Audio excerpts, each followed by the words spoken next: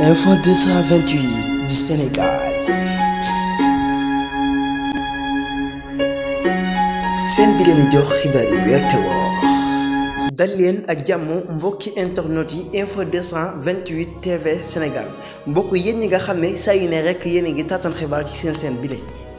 gannaaw loolee ñu àddu wax ci mbir mu xam ne doy waar mbir mu doy waar moo xam ne xewoon na nega si démb muy ab accident boo xam ne xewoon na fële ci Vélingara muy ab accident bu doy waar ba waxoon nañ ci sax ñaari nit daan nañ ci ñàkk seen bakkan ci boobalee accident ak 29 ñoo xam ne dañoo am ay gaañu ba fi mu toll nii ña nga hôpital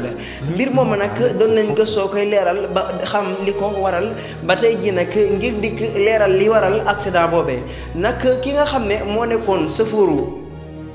benn car boobee daal dina doon di moytu li nga xam ne mooy am mbaam ba far rañaan li nga xam ne mooy camion ba ginnaaw bi nga xamee ne rañaan na camion bi moom sëfooru minicar boobee moo ñàkk bakkanam ak benn élève ak 29 blessés yoo xam ne ba fi mu toll nii ña nga hôpital